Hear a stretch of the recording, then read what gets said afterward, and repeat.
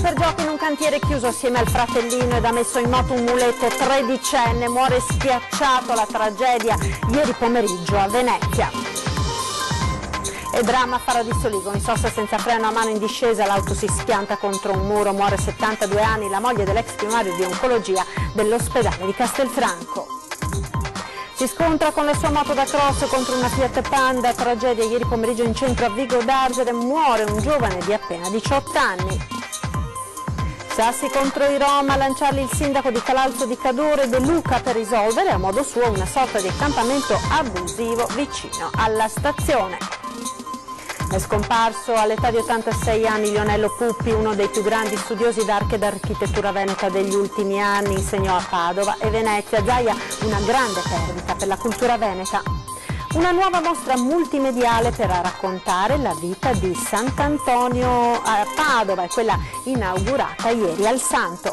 Appuntamento con lo sport e la programmazione di Antenna 3 dal 18 settembre, il martedì e mercoledì. La nostra prima serata sarà dedicata al grande calcio. Buongiorno e ben ritrovati con la prima edizione dei telegiornali di Antenna 3. In primo piano la cronaca con la tragedia che si è verificata nel pomeriggio di ieri a Venezia, vicino a Piazzale Roma. Un ragazzino era entrato per gioco in un cantiere chiuso assieme al fratellino ed ha messo in moto un muletto. È morto così, schiacciato davanti agli occhi appunto del fratello. Ma sentiamo i dettagli, ci aggiorna in diretta da Venezia Anna Maria Parisi. Buongiorno Anna. Sì, buongiorno da Venezia, dal Palazzo di Giustizia, dove è stata aperta un'inchiesta per la morte di Cristiano, il ragazzino di 13 anni che ieri pomeriggio, sempre qui a Venezia, ha perso la vita in un'area all'interno dell'area di commercio Bosco Bielo, che si trova lungo il canale della Scomenzera, cioè poco distante da Piazzale Roma. La dinamica dell'accaduto è anche oggi in fase di accertamento, anche se sembra prendere sempre più corpo l'ipotesi, ora quasi a livello di tesi, che la tragedia sia nata per un gioco finito male, ovvero il ragazzino Cristiano stava giocando con degli amici quando improvvisamente gli si è rovesciato addosso un muletto, quindi dal peso di questo mezzo il ragazzino è rimasto schiacciato. L'incidente, appunto, dicevamo che è avvenuto proprio qui dietro Piazzale Roma e l'allarme è stato lanciato ieri pomeriggio, nel tardo pomeriggio, intorno alle 18, subito sul posto le squadre dei Vigili del Fuoco di Mestre con Treviso, con l'autogru, che però non hanno potuto fare nulla. Il ragazzino era già deceduto, così come era stato precedentemente accertato dal personale medico del SUEM 118.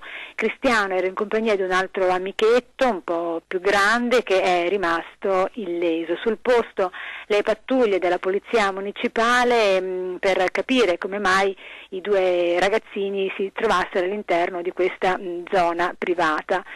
Quindi sembra prendere sempre più corpo l'ipotesi di un gioco finito male. Indagine ancora in corso, dicevo, e per il momento da Venezia è tutto, linea allo studio. E continuiamo con la cronaca, tragedia nel Trevigiano, in sosta senza freno a mano in discesa, l'auto prende velocità e si schianta contro un muro. È morta così a 72 anni Adriana Bertolo, moglie del noto oncologo ex primario dell'ospedale di Castelfranco. Paolo Manente, sentiamo.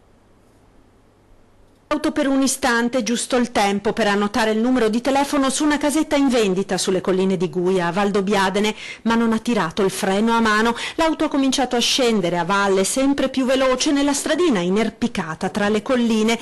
La moglie, seduta sul sedile del passeggero, ha cercato disperatamente di frenare il veicolo, non riuscendoci. Ha preso il volante cercando di guidare la traiettoria della macchina. C'è riuscita per 2 chilometri, poi l'auto si è schiantata contro un muro di cemento. È morta così Adriana Bertolo, 72 anni, di Castelfranco. Disperato il marito Paolo Manente, notissimo oncologo, ex primario dell'ospedale San Giacomo. Sul posto i vigili del fuoco e i carabinieri di Vittorio Veneto, che ora dovranno accertare l'esatta dinamica della tragedia. Violenza sessuale, un uomo è stato denunciato a Chioggia, ci racconta che cos'è successo in diretta telefonica da Chioggia Ilaria Marchiori, buongiorno.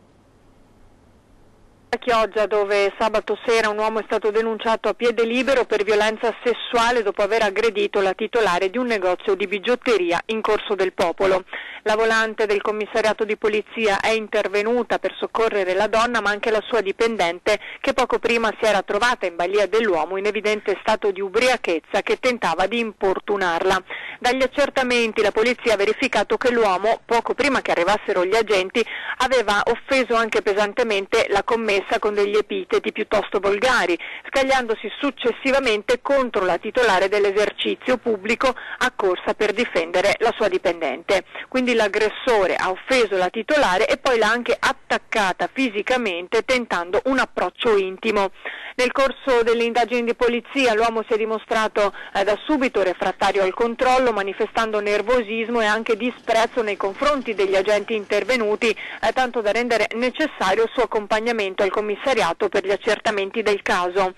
Con precedenti di polizia era stato arrestato in passato per resistenza a pubblico ufficiale, dunque era già noto alle forze dell'ordine. Sabato invece è stato denunciato dopo la ricostruzione dei fatti resa possibile grazie alla testimonianza della vittima e a quelle poi dei testimoni rintracciati. Da Chioggia è tutto, restituisco la linea allo studio. Ed ancora cronaca, perché è stato un fine settimana davvero drammatico quello appena trascorso sulle strade della nostra regione. L'ennesima tragedia è accaduta a Vigo d'Arzere, dove un 18enne ha perso la vita in moto. Sentiamo.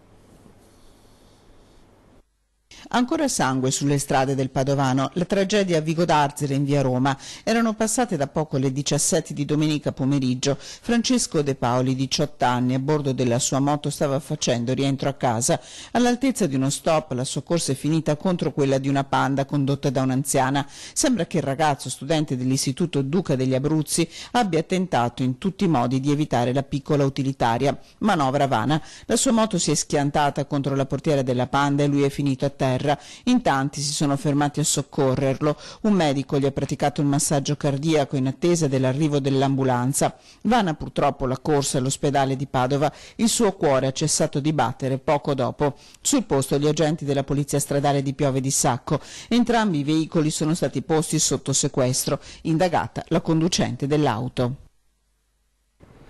E proprio il Padovano è stato interessato nel corso del fine settimana da una intensa operazione da parte delle forze dell'ordine con controlli stradali per la prevenzione degli incidenti, soprattutto sul fronte dell'abuso di alcol e di droga nel fine settimana. Sentiamo il bilancio dell'operazione. Patenti ritirate e multe salate, se non salatissime, per guida in stato d'ebbrezza. Sono stati 254 gli automobilisti fermati nell'ambito dei controlli di prevenzione delle cosiddette stragi del sabato sera, da mezzanotte alle prime ore di domenica mattina, da parte della Polizia Stradale di Padova, degli equipaggi della sezione volanti e dell'ufficio sanitario provinciale della Questura di Padova. 13 sono risultati positivi al test alcolimetrico, tra queste una dialogatrice, 2 studenti, 3 operai, 3 impiegate, 2 grafici, un magazziniere, tutti di età compresa tra i 20 e i 24 anni. Oltre al ritiro della patente dovranno pagare una multa che, partendo da 527 euro, in caso di tassi alcolemici molto alti supera abbondantemente i 3.000 euro, aggravato oltretutto di 1/3 della metà del valore perché il reato è stato commesso dopo le ore 22 e prima delle ore 7. Un libero professionista e un'impiegata, entrambi 24enni, oltre ad essere risultati positivi al test alcolimetrico, sono stati trovati positivi anche al precursore droga. In totale sono state denunciate in stato di libertà 10 persone, ritirate 13 patenti di guida, accertate 5 infrazioni al codice della strada e sequestrato un veicolo. Sarebbe accidentalmente scivolato nel canale dietro casa a cui si era avvicinato come consuetudine, andando fuori all'aperto a fumare una sigaretta. È morto così, ha negato questa mattina alle 7:30 un 70enne di Casale sul Sile. Il figlio, non trovandolo in camera da letto, lo ha cercato dove era solito recarsi, proprio dietro l'abitazione in vicolo San Michele, nell'anonima località di Casale. Lo ha trovato ormai senza vita, ricoperto d'acqua. Sul posto sono intervenuti i vigili del fuoco per il recupero del corpo e di carabinieri che propendono per l'incidente. Non sarà eseguita l'autopsia, la salma, così come disposto dal magistrato, è già stata rimessa a disposizione della famiglia per i funerali. Sassi contro i Rom, a lanciarli il sindaco di Calalzo di Cadore De Luca per risolvere a modo suo una sorta di accampamento abusivo vicino alla stazione. Sentiamo. Gruppetto di Rom accampati nel boschetto accanto alla stazione dei treni e sindaco che, sollecitato da un cittadino esasperato, va a stanarli lanciando un sasso nella boscaglia. È accaduto ieri sera a Calalzo di Cadore, dove il sindaco e parlamentare di Fratelli d'Italia Luca De Carlo non si è tirato indietro dall'andare a risolvere a modo suo la situazione, come lui stesso ha poi raccontato in un post su Facebook, raccogliendo quasi 800 mi piace.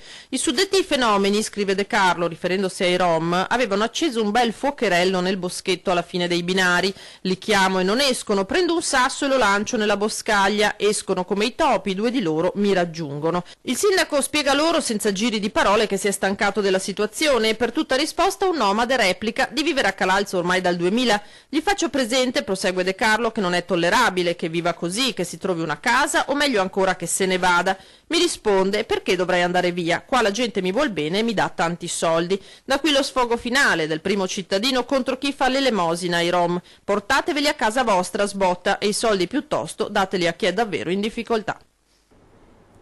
È scomparso all'età di 86 anni Lionello Puppi, uno dei più grandi studiosi d'arte e architettura veneta degli ultimi anni, nato a Belluno nel 1931, ha avuto una lunghissima carriera cominciata con la cattedra di discipline storiche dell'arte all'Università di Padova, poi nel 1991 passò all'Università Ca' Foscari di Venezia. Puppi ricoprì anche le cariche di direttore dell'Istituto di Storia dell'Arte e della Scuola di Perfezionamento di Padova e fu direttore del Dipartimento di Storia e Critica delle Arti dell'Università Ca' Foscari di Venezia. Il mondo della cultura è dunque in lutto, da più parti condoglianze alla famiglia. Il governatore del Veneto Luca Zaia ha espresso le sue personali condoglianze e quelle dell'intera regione alla famiglia del professor Puppi. La sua scomparsa, scrive il governatore, rappresenta una grave perdita per la cultura veneta e italiana. In particolare, continua Zaia, il lavoro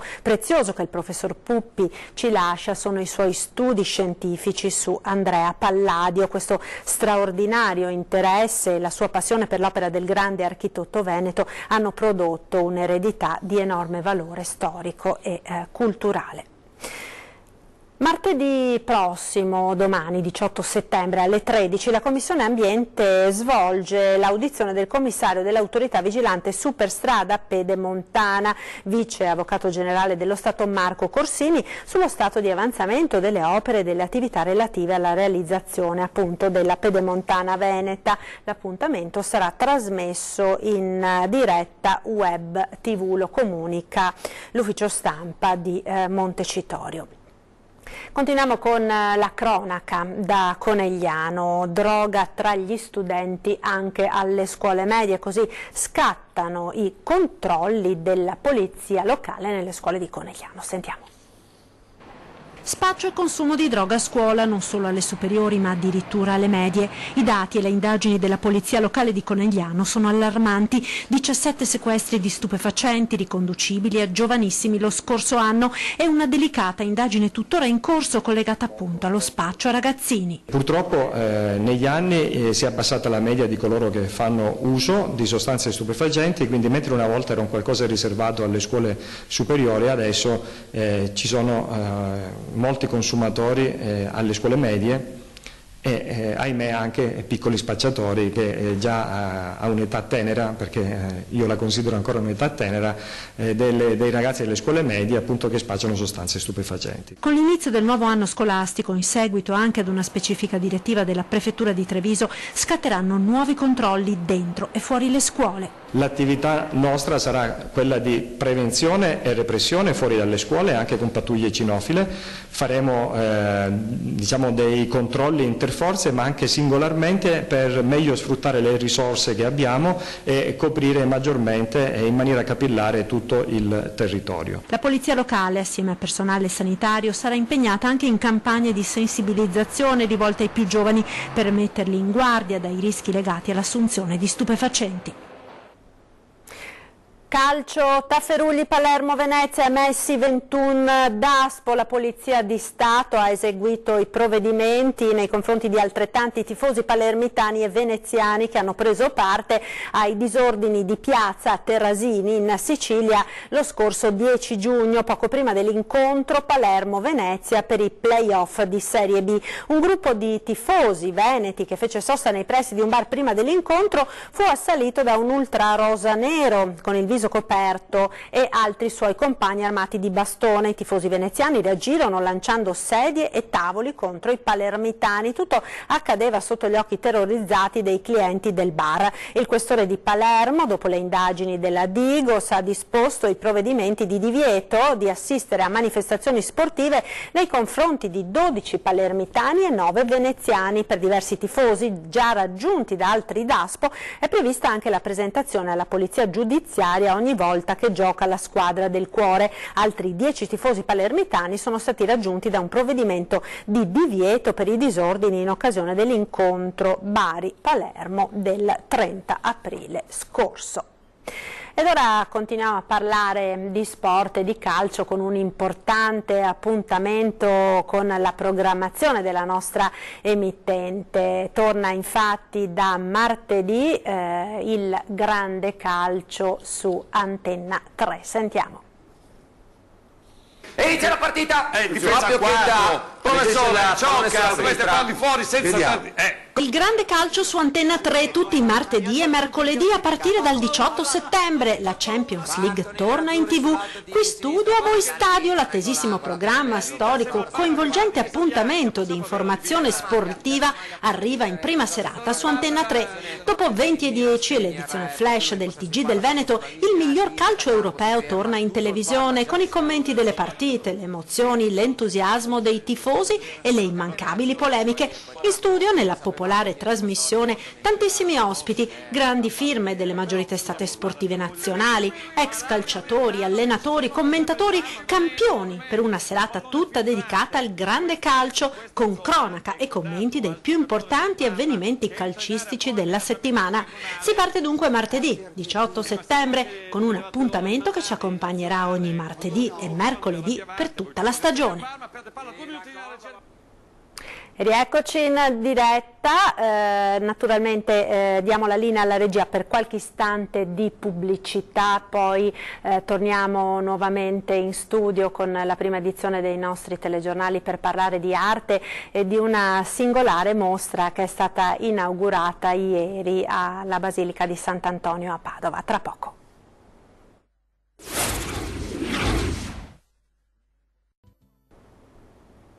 Eccoci nuovamente in onda con la prima edizione dei nostri telegiornali a Padova, ora con una nuova mostra multimediale per raccontare la vita di Sant'Antonio. Vediamo.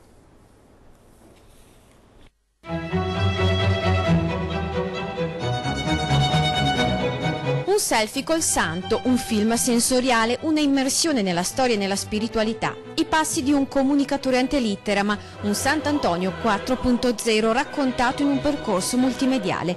È Antonius, mostra inaugurata sabato 15 settembre al Sant'Antonio di Padova.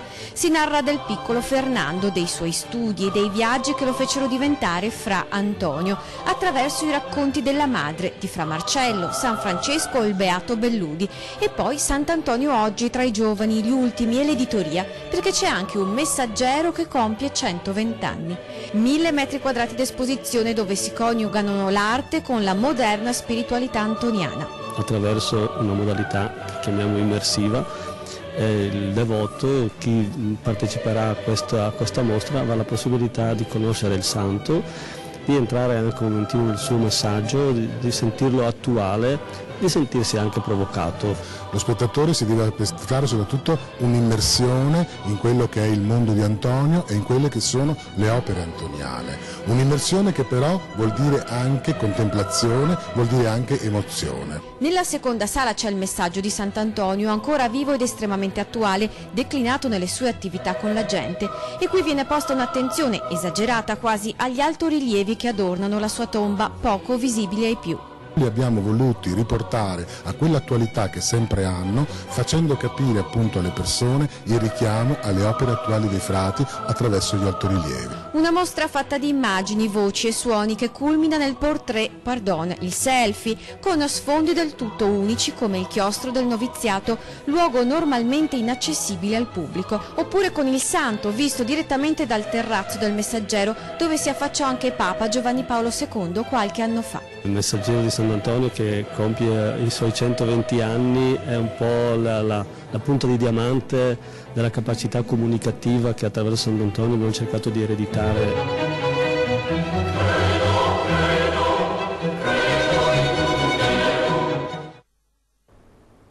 Torniamo ora a parlare dell'iniziativa di inclusione attuata durante l'estate nel litorale veneto con il coordinamento dell'ULSS 4 del Veneto orientale e il contributo della Regione del Veneto. Oggi vi mostriamo, vi raccontiamo il mare visto per la prima volta dalle voci dei protagonisti. Vediamo.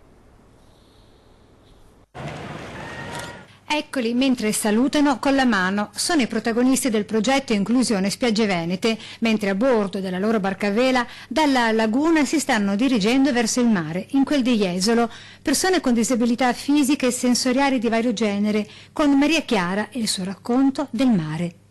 Il mare mi è piaciuto tantissimo, sono felice.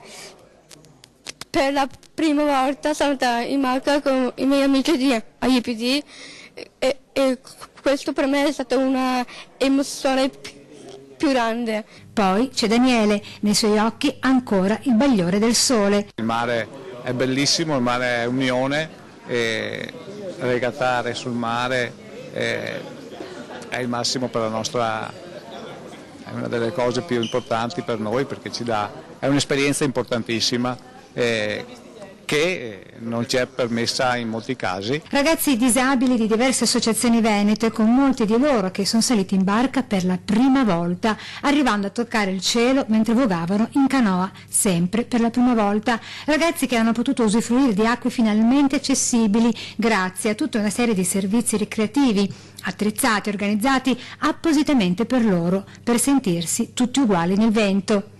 Avere a disposizione delle realtà praticamente che non hanno mai visto il mare e sentire le loro emozioni è una cosa che a me ha toccato veramente molto profondamente. Progetto questo della Regione Veneto nel nome dell'inclusione sociale e turistica, che racconta del grande viaggio della vita e di come attraverso le asperità si possa arrivare a toccare le stelle, perché, scrive Tiziano Terzani, la fine è l'inizio. Lo racconta Matteo Giomma di Biancade, la soddisfazione e la fierezza di essere protagonista della propria vita, che poi è quella di tutta una nazione. A fine mese parto per i mondiali di tennis tavolo e si svolgeranno nell'isola di Madeira in Portogallo e vado a rappresentare la maglia azzurra d'Italia. Ed ora l'appuntamento con i vostri oggetti della Grande Guerra. Questa sera vediamo i ramponi degli alpini. Li ho trovati sulla Tofana proprio ai piedi e erano stati buttati in un angolo lì nel bosco, ma secondo me là vicino c'era l'ospedalletto. Quando strumenti di guerra diventano, grazie alla natura, un'opera d'arte. Sono i ramponi degli alpini in trincea, nella neve e nel ghiaccio delle Tofane e non solo. E questi erano indispensabili per andare sul ghiacciaio. Come sapete avevano anche sentieri magari stretti e pericolosi, dunque quando c'era l'inverno, tra il Col di Lana, tra la Lanzuoi, fra la Marmolada, se non c'erano questi oggetti di supporto ai piedi, molto difficilmente si poteva salire. Strumenti indispensabili in quegli anni di freddo e di attesa del nemico, ferri che impedivano di scivolare al di là dei camminamenti fino al vuoto dei dirupi, ramponi che non venivano mai levati dagli scarponi che a loro volta rimanevano per mesi ai piedi dei soldati, e questo racconta della quotidiana sofferenza fisica di quegli anni. Tanto è vero che dopo tanti anni, vedete qui c'è una radice di pino di abete che si è talmente incarnita dentro il ferro che non si stacca più. Sono dentro nel legno e allora ho dovuto anche tagliare qui la radice. E quel legno che si è avvinghiato al ferro sembra quasi il simbolo della vita che non voleva lasciare il corpo colpito a morte di quel soldato, oggi ricordato da una vecchia suola ancora con le borchie in metallo. Questo ha combattuto, insomma, questo ha veramente combattuto la guerra, si è trovato in mezzo al ghiaccio e lì ha dovuto stare lì, fare quello che doveva fare. Però dobbiamo avere un senso di rispetto e per questi soldati che tanto hanno dato, hanno obbedito e fino alla fine.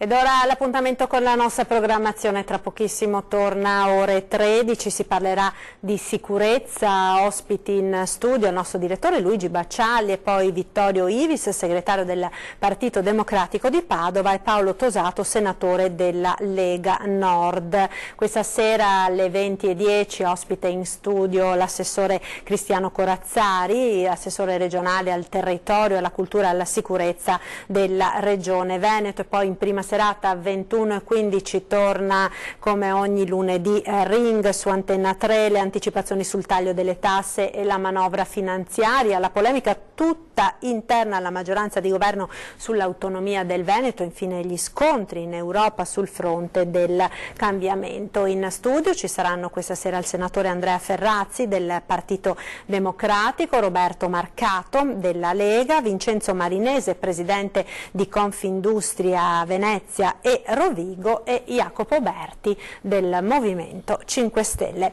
Ed è tutto per questa prima edizione dei nostri TG. Io vi ringrazio per essere stati con noi, vi auguro un buon pomeriggio e vi lascio come sempre alle previsioni del tempo per le prossime ore. Arrivederci.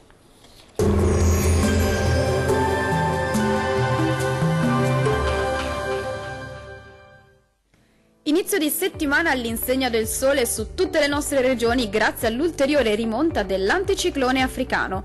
Ma vediamo il dettaglio. Sul Veneto bel tempo soleggiato su tutto il territorio regionale, possibili foschie durante le prime ore del mattino in pianura, peraltro in rapido dissolvimento col passare delle ore. Diamo uno sguardo alle temperature. Le minime saranno comprese tra 15 e 18 gradi.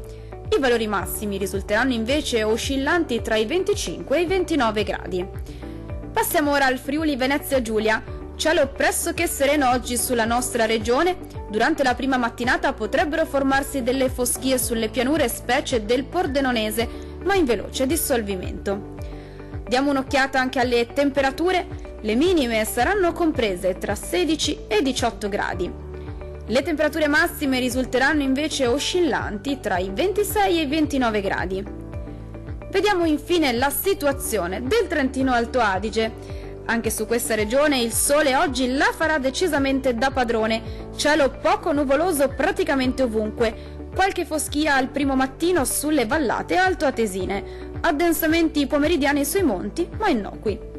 Andiamo a vedere anche le temperature previste. Le minime saranno comprese tra i 15 e i 16 gradi. I valori massimi invece oscilleranno tra i 28 e i 30 gradi. Dal meteo di Antenna 3 per ora è tutto. Arrivederci al prossimo aggiornamento.